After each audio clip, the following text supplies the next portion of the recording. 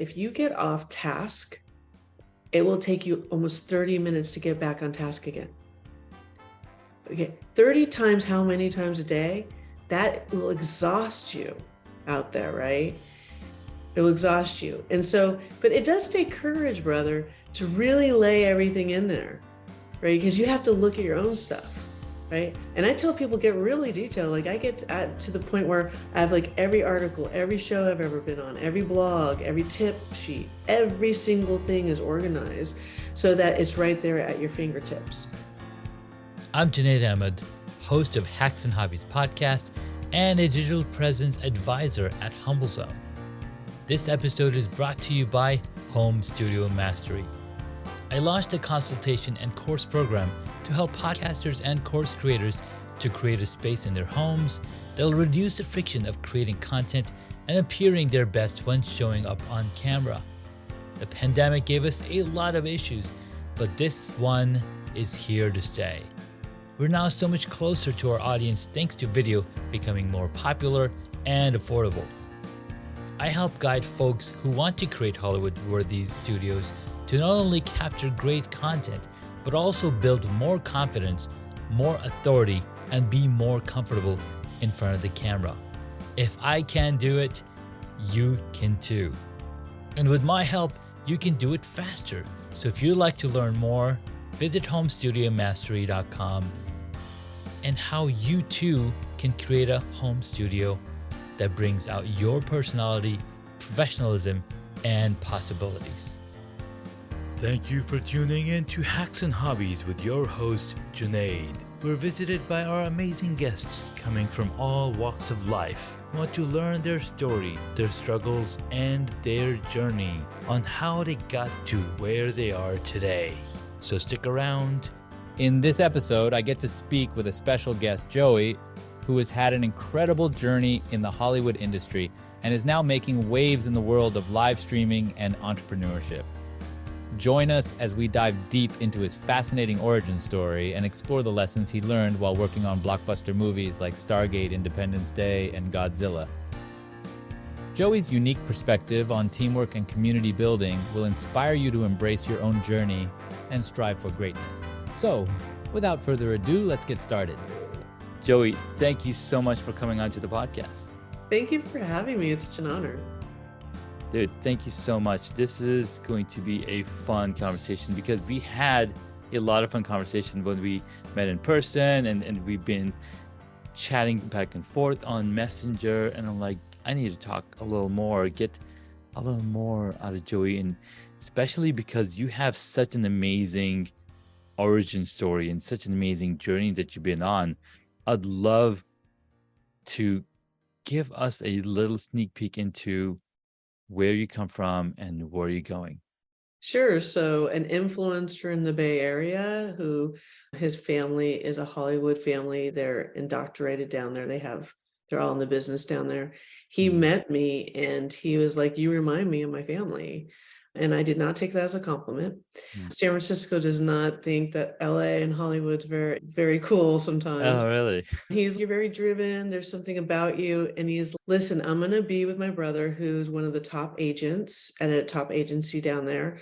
In 1 week at Bob's Big Boy in Burbank at 9 a.m. And if you're there, I will make sure my brother helps you to get a job. And that's how I got my first job. So I was at Bob's Big Boy in Burbank at 8:30 a.m. waiting for the 9 o'clock.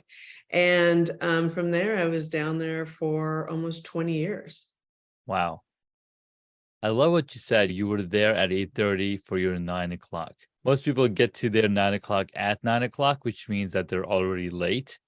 So just because you're on time doesn't mean you're on time. You're actually late. So I love that. So you've been there. You did that for 20 plus years. Yeah. And how did that experience grow you as a person? Yeah. So I was very fortunate because I had mentors who are masters in the business and they are quite a bit older than me. And so they really helped me to have a deeper understanding, one, of how business really runs. And it runs off of building deep personal and professional relationships. Down there, even when we go on vacation, we usually go on vacation with people we work with. Mhm. So it's a layer system down there, which I fell in love with. And also, too, you work on huge teams. One movie takes hundreds of people. Oh yeah. So the first movie I ever worked on was Stargate.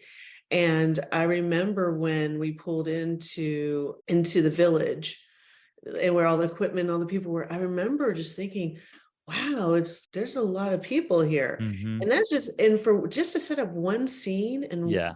for one take, how many people and different details and props, and everyone has to work as a team, whether you like each other or not. Oh yeah. You have to work as a team. And so that really helped shape me to be super communicative. Like, I'm really in the community. I love teams. Mm. And I would say that's really helped me. That's really shaped me who I am today. I love it. So I don't even know where to begin breaking that down, but it is so true. Those credits at the end of the movies are actual people. And when it says it takes a village, it certainly takes a village, even a town's worth Yeah. of people to make something come together so beautifully. Yeah, it's so true. And it was extraordinary the first time I saw my name in lights, Mm. right?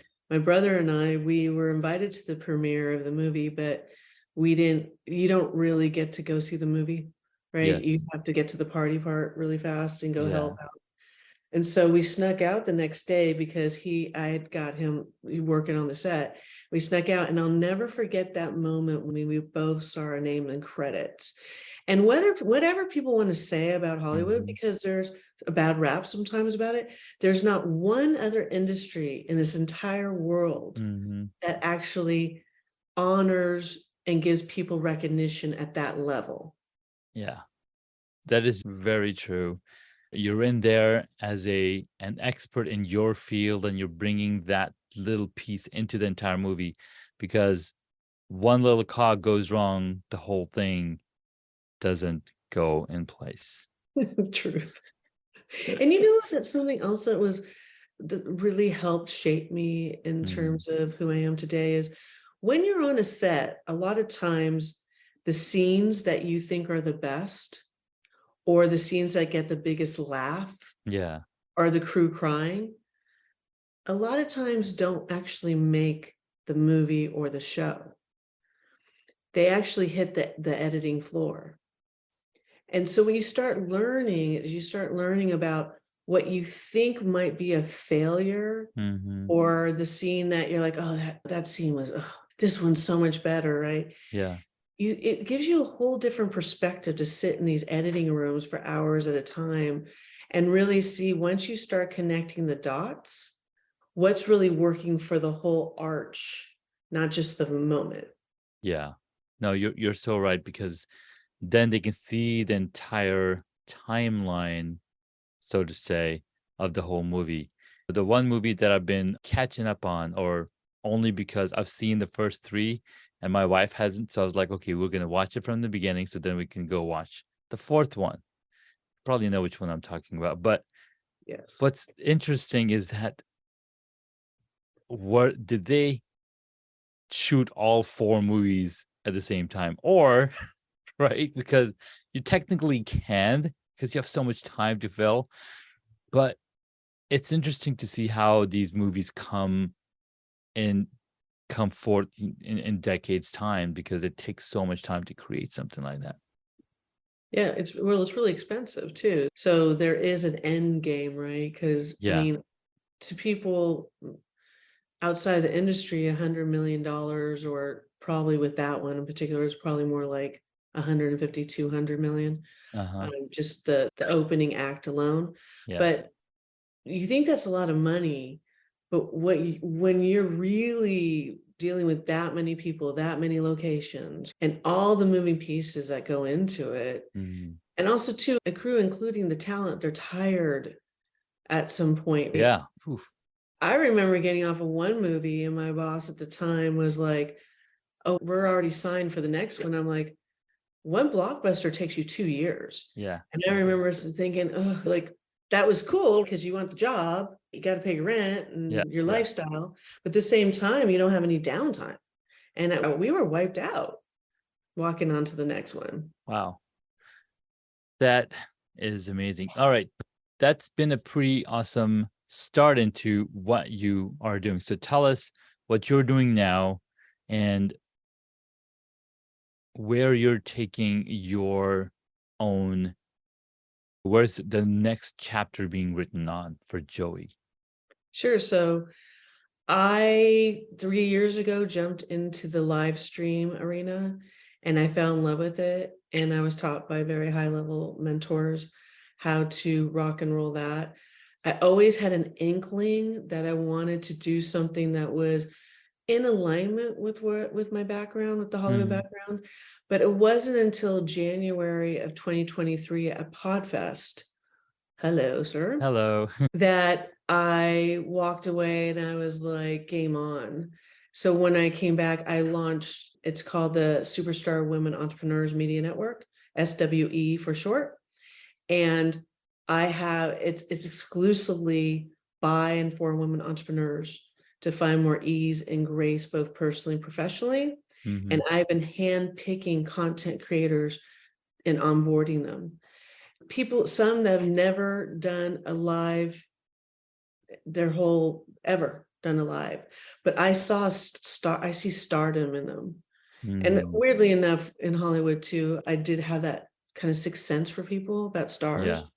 So I'm now doing this, and brother, it was so interesting because the other morning, if you really knew the dream, that what came along with the dream, would you? I don't know if we'd really jump, right? Yeah, you would not. No, I wouldn't have jumped, right?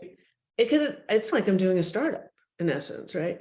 It is. Yeah. It makes sense because the other morning I was meditating, doing my daily habits, and all the dots were connecting.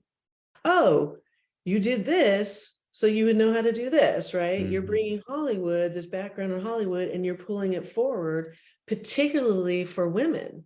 Yeah. In an arena that, yes, there are a lot of women content creators, but not particularly maybe as many women entrepreneurs because of the technology, right? Yeah. Men are more at ease with technology. I just know this from Podfest. Like I run around with y'all and you're like showing me the coolest stuff. And I'm like, whoa.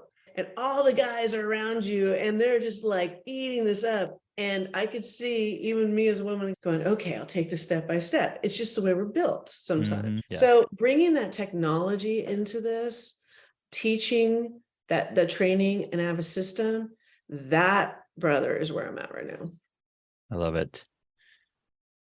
Guiding the women entrepreneurs so that they can be successful and can lead the charges and run with the men in this arena. I was in a pretty male-dominated arena for 20 years, and I'm in Podfest 2 years in a row. And I got on the plane in Florida, and I was like, we need to bring a lot of women into this arena. We need to pull up a seat. Yeah, you do. Man, so much story there. I love it. Love it. As you go along, as you've gone through your journey, what gear that you still need or have absolutely didn't use that brought out your essence, right? So you've been with teams, you've been on some amazing films, some of my favorites. Looking at the credits here, right? You worked on Independence Day. Was that one of them? Like Stargate, Godzilla. These are three of my favorite movies I have ever seen. Meeting somebody who got to be face to face or being right there close to the talent, right there close to the people holding the microphones or whatever have you. It's really interesting to see that we are all simply human beings getting through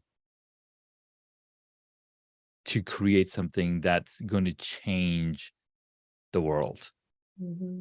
Yeah, it's true. And I think what really was interesting about the experience, because after that I went on to television and then I was with a major studio and really jumped into the online world. But What was really interesting about all this is you have to, that people are still coming to work with their personal issues. And yet there's so much magic when you have people coming together in alignment.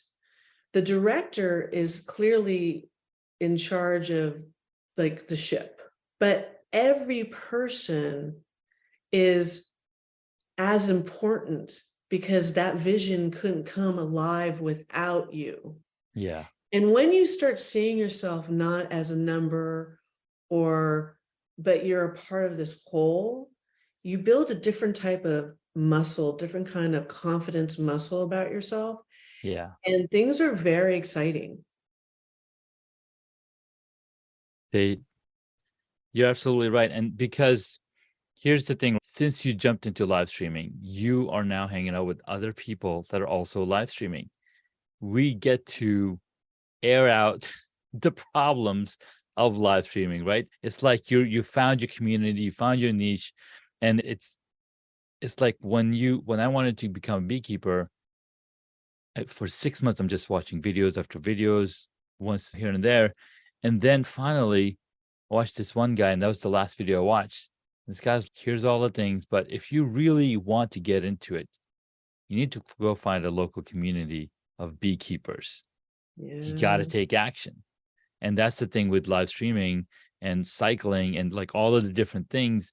It was only possible when I found other people that were doing the same thing and have the same end goal in mind. And with movies, that's exactly what's happening. This is the end goal we're all getting to. So it's a whole highway full of people going in the same direction. And they can go there faster because there's so much support. There's so much support. Yeah, I totally agree about finding your community. I was in the arena, but I knew a couple people. And then Ross Brand was like, why don't you PodFest in 2022? We were still in the COVID situation. And I was like, yeah, like I'm going, like I got to be around the other fabric of what's going on, because the download and people, the essence, and then being asked the hard questions. The community still, it's still a pioneer community. It really is. And that's another reason why I love it, because it's still that evergreen pioneer community that's super passionate about what we're all doing, and yet very generous with information. Very generous with 100%, information. 100%. I see it as a personal development journey, right? Because not only are you developing your mental ability, but also you're developing the expertise and really getting good at having a conversation, getting good at telling a story, getting good at, because those are all personal developments. And the more I dig into it, the more I'm digging into myself. And it's, oh, this is revolutionary, right? It's revealing, it's calming, it's amazing. It's exciting. Yes. It's definitely in front of the 8 ball still. And that's mind-blowing, isn't it? It is. Coming Absolutely. from the industry, I'm still really blown away about how this is still, it's not saturated yet, right? I'll meet people all over the world that have never been on a show. Yeah. And I'm like, you're kidding me. They're like, no. I'm like, well, you want to come on my show? I'm like, love to have you. And they're like, what? I'm like, yeah. Yeah. I'm like, come on the show. I go, it's so fun. It is. And exciting, and yet it will make you a little nervous, a little anxious. Isn't that cool though? It is, because it's a form of public speaking. You're now, so one thing that I learned when I joined podcasting is that you now can contact events and say, hey, I'm media. Because you are technically creating media, live media on the air that is publicly available. And that was really cool to hear. And if you look at the numbers, there's been only a few number of podcasts. In fact, my friend Alex Sanfilippo of Podmat just shared the other day that it was podcasting's 20-year birthday. I saw that. So it's only 20 years old. And the reason it's exploded in the past 3 years is because people had more time, and the technology and the software and capabilities are now here. 72% of the podcasters are using Zoom as a platform to record. It's And awesome. why? Because we're all stuck at home and, okay, how do we talk to other people? Oh, podcasting. Boom, here we go. And just 3 million podcasts in the world of 4 billion people with 3 million podcasts of in a world of 8 billion people, where about 4 billion people have access to the internet, right? So looking from that perspective, yes, it is very niche and very brand new. It is and I like the movement around the video component now. Remember way back when the people were vlogging? Yeah. Right. I liked that. Was very exciting. I thought that was very cool. I was working with the talent, with the vlogger for a while, and I was like, oh, this is cool. And now I see this as that mesh. It right? is the mesh. Yeah. But what's even cooler now is the amount of technology. Like, we all have our own little Hollywood studios, right? Yeah. And that's going to lead to a crop of creativity, because especially with AI, right? Oh my God. That's Yes. going to take us into, it's going to propel things. I can't wait until 2024. It's going to be, I'm excited. Let's see what happens next. Oh, It's yeah. propel things fast. What's really interesting now that you've mentioned AI, and we have to touch a little bit on it, right? Everybody's got AI in their minds. Every single app that I have been using for the past few years have an AI component in it. They're bringing in the APIs and they're plugging in this application. So now something that I've been using for the past 3 years to transcribe, they have this ChatGPT this AI functionality built into it, so that I can literally have a conversation with ChatGPT about the episode that I just recorded. And it's cutting down 3-4 steps for me already. Yeah. So it's going to be present in everything. My wife was telling me something about a glow app too. No, not glow up. It's called the Wonder Weeks. It's something about, my youngest is 1 year old. So we're like, oh, check out Wonder Weeks. Wonder Weeks, it talks about, the different leaps the kids takes in their first 20 months. They go through 10 different leaps.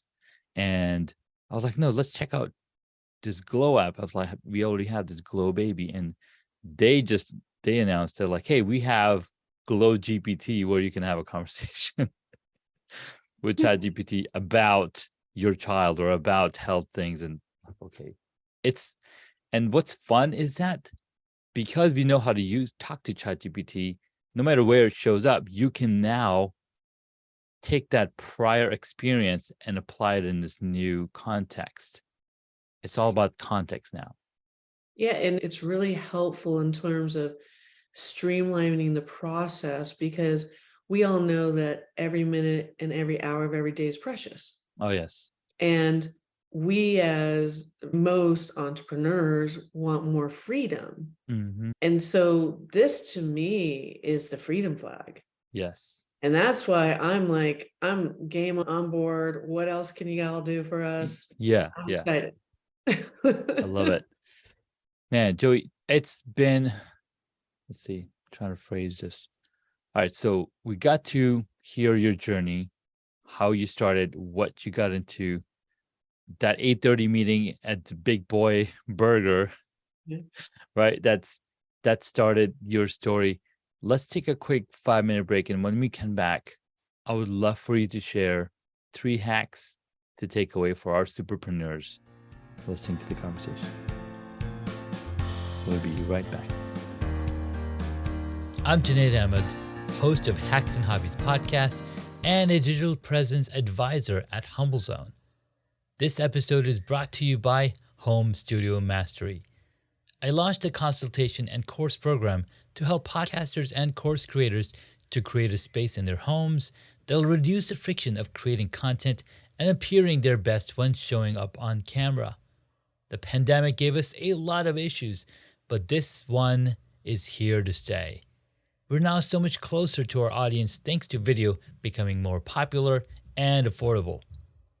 I help guide folks who want to create Hollywood-worthy studios to not only capture great content, but also build more confidence, more authority, and be more comfortable in front of the camera. If I can do it, you can too. And with my help, you can do it faster. So if you'd like to learn more, visit homestudiomastery.com and how you too can create a home studio that brings out your personality, professionalism, and possibilities. Hey guys, welcome back. We've been talking with Joie Gharrity. It's been such a fun conversation, walking down memory lane and her origin story, the amazing movies that she got to work on, and she's got some amazing hacks. We were just talking in the green room. She's got some amazing hacks. You're gonna love it. All right, Joie, go for it. Okay, so the first hack is you really want from day one or right now or tonight or today is to get super organized. I live in Trello all day and all night because I recently read a book that said that if you get off task, it will take you almost 30 minutes to get back on task again. Okay, 30 times how many times a day? That will exhaust you out there. It will exhaust you. But it does take courage, brother, to really lay everything in there because you have to look at your own stuff. And I tell people get really detailed. Like I get to the point where I have every article, every show I've ever been on, every blog, every tip sheet, every single thing is organized so that it's right there at your fingertips. So that's the hack number one. I personally, again, use Trello. So that's my hack. And then hack number two is now that you're really organized, I encourage people, if you haven't already, to sit down and come up with your own core value and culture handbook. And the reason being is because it will take you back, because it will help you not to go off the rails. In other words, also too, people out there will have an easier time understanding who you are, what you do, and what you stand for if you know what your core values and what your culture is. And with that, you want to be very detailed with that. I've actually created a handbook for my network. And what it does too is it helps who's ever within inside your network, or let's say your employees, or however you're rock and rolling your business out there, but it helps you guys to have a conversation where you can come back to a heart center, right? So when someone is going off the rails, rather than shame and blame, just bring them back to your culture and core values. It keeps things more at ease, and people can buy into that and also hook into that. And then finally, as you're moving forward, you're going to want to be in forward motion, and you're going to need a very large network. In Hollywood, there's a saying, they do not care if you go to Thanksgiving and Christmas with each other, but you better help one another. And down there, if you're not supporting others, and again, you don't have to like each other, but if someone asks for an ask and you don't help them, guess what starts happening to your reputation? It starts going down. Instead, people support those that support them. And so really be generous with being a super connector, bring people on your shows, make the introductions, but build a robust network that will support you, because lone wolf behavior doesn't build $1 million business. My goodness, Joey, those are some amazing hacks. When you mentioned lone wolf behavior, and what's funny is that some of the movies promote that lone wolf behavior. Yeah. Right? Community does. But the entire community does, right? You're so true. You're so right. But it doesn't work in the real life. No man is an island is absolutely true unless you have everything you need on that island and you don't like talking to people. Watch the movie Castaway. Poor Tom Hanks had to make a made up character just so he could survive. Yeah. So don't be an island. Don't be cast away. Be somebody who is supportive, who's helping each other and moving the ball forward. Because guess what? At the end of the day, people are going to come and help you in droves because you've helped them along their journey in their hard times. It's so true. It's so true. I believe that we're all puzzle pieces. And as you show up and share your gifts with the world and talents with the world, there's another puzzle piece that you're actually pinging that then they can show up in a different way. That's how empowering and powerful we are. We really are. That's like mind-blowing, and that's a lot of responsibility. Yeah. But lone wolf behavior is very much supported in community. And I'm going to say to everyone out there, that's the back door. You want to go in the front door and sit at the VIP lounge, then kick the lone wolf to the curb. I mean, in nature, it's not a lone wolf, it's a wolf pack. The lone wolf was only going and checking what's going on, so then it can go call for backup. Hey, here's some good meat up in here. So go as a lone wolf to figure out what you need and who is going to be joining your pack. I love it. Joie, thank you so much for this amazing hacks. Now comes a point where we jump into our rapid fire questions. Sure. All right, let's get right into it. What is the one hobby that you wish you got into? Knitting. I think it'd be so much fun. I just saw this craft show on knitting and I was like, that looks amazing. They have one of the largest communities in the world around knitting. They have conventions around knitting. It's massive. It's amazing. I always wanted to, but I was always working, right? Always like moving so quickly. So who knows? I might pick that up someday. You just might just might do it. Maybe you have a live stream around knitting. Who knows? While we talk about business. Right, we're like knitting. Number 2, what did you want to be when you were a child? I wanted to be a film director. I remember asking my neighbor to take me to the library, and there was a kids division on film, and I asked her to help me to check out the books, and they were more like picture books. And I remember looking through those, and I did end up directing. I do have a film, but I never will forget that. That would really stuck with me.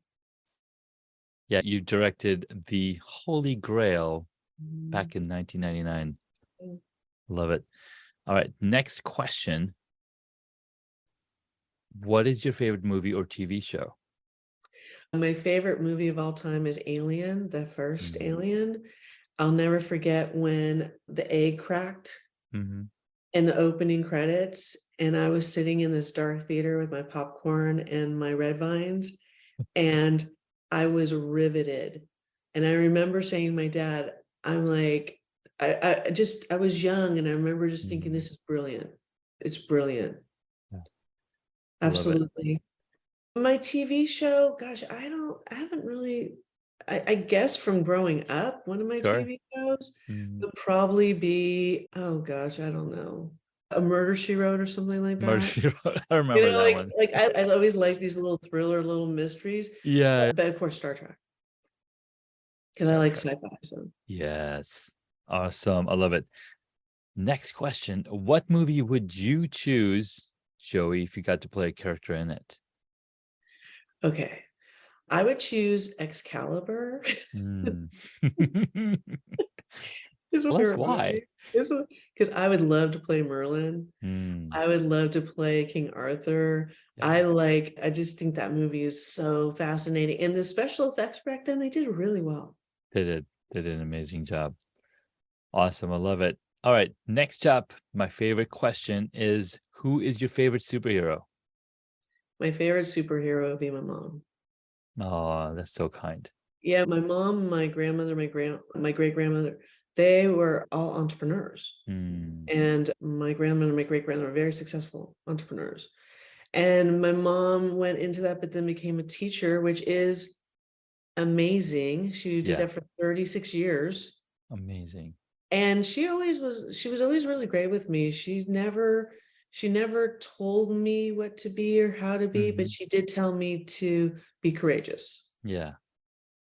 That's so important. And as a parent and a father of 4 kids, those are some of the lessons I'm telling them every day, right? Be courageous, keep at it, because the solution is right around the corner. You just gotta inch and get to it. Yeah, time is your best friend. That's I remember that as early as 6, hearing that from my mom. Wow. She'd be Time like, is your time's your best best friend. friend. Time's your best friend. And that is, I feel fully invested in that's the truth. Time is your best friend. I love it. All right, last question. If you were a board game, what would it be? Oh gosh, it had to be Monopoly, right? I loved, those are such good memories. I loved playing Monopoly with my dad, and just, that was the first time I started understanding that money could get you places. No, Right? really? And I like luxury. I liked the little mansions. Oh gosh. Yeah. I love it. Sweet. All right. Thank you so much, Joie. This was a wonderful conversation. I appreciate your time and energy. And where can my superpreneurs find you? Sure, you guys can find us on YouTube. It's Superstar Women Entrepreneurs Media Network. And you can find us on all those different social medias, and you can find me, Joie Gharrity, my name, Joie Gharrity, everywhere. Awesome. I love it. We'll be sure to include the links in the show notes, and catch you in the next episode. Thanks so much again. Congratulations, you made it to the end of the episode. Thanks so much for listening to our guest on this episode. Please send me an email at junaid@hacksandhobbies.com to tell me what you loved about our guest today. You could find links mentioned in this episode on the hacksandhobbies.com website.